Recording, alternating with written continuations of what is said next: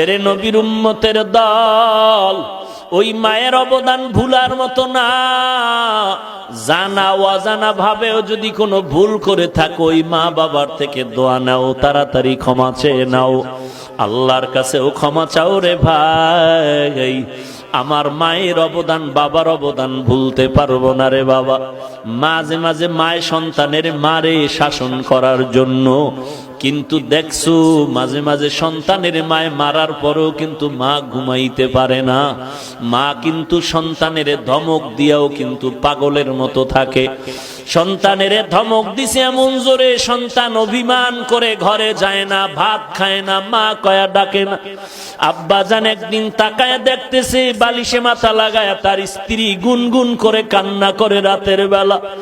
আব্বা জান বলে, বিবি কেন কাঁদো? বলে, আমার অন্তরে বড় ব্যথা।